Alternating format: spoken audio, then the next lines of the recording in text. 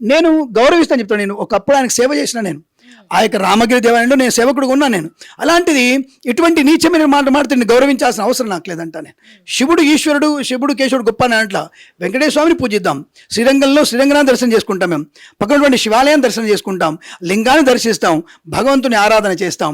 శివకేశవులు, శివుడు బ్రహ్మ, విష్ణువు బ్రహ్మ కలిసినప్పుడే ఈ ఇద్దరు ఎవరు గొప్ప అన్నప్పుడే ఉజ్జయినిలో మహాంకాళేశ్వరుడు ఏర్పడ్డాడు. అదే చెప్తుంది పురాణం కూడా.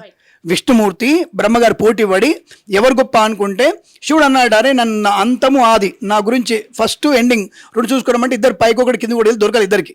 ఇద్దరు వచ్చేసి నాయనకు దొరకట్లేదంటే ముగ్గురము సమానమేరా, ఎవరూ ఎక్కువ తక్కువ కాదు, మన ముగ్గురం ఉంటేనే సృష్టి స్థితి లయకారకులం అవుతాం, కాబట్టి మనం ఒకటే అని చెప్పిన వాడు ఈశ్వరుడు. అలాంటి ఉజ్జయిని మహాకాళేశ్వరు దగ్గర సాక్షాత్తుగా విష్ణుమూర్తి పూజ చేశాడు.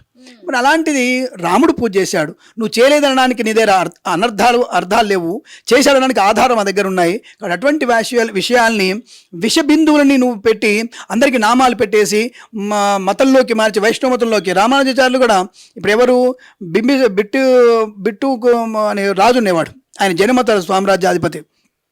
ఆయనకి ఈ జైన మతం నుంచి మార్చాడు ఎవరు, రామానుజాచార్యుల వారు. జైన మతంలోంచి హిందూ మతంలోకి మార్చాడు రామానుజాచార్య వారు. ఆయన అంటే ఆయనకి రోగం వచ్చింది, ఆయన భార్యకి శాంతలాదేవి ఆవిడ పేరు ఉంటుంది, ఆవిడకి పెద్ద రోగం వస్తుంది. జైన మతంలో ఏ గురువులు ఆమెని బాగు చేయలేరు.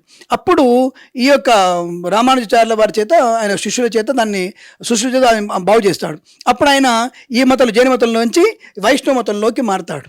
సో ఇవన్నీ కూడా ఉన్నాయి. అంటే ఒక మంచితనంలోకి అందరిని ఆహ్వానించు, మంచిదే. ఇప్పుడు నీ గురించి, నీ యొక్క ధర్మం గురించి గొప్పదని చెప్పి పర్వాలేదు, కానీ ఇంకొకళ్ళ మతం తప్పు, ఇంకొక ధర్మం తప్పు అని చెప్పే అధికారం నీకు లేదు.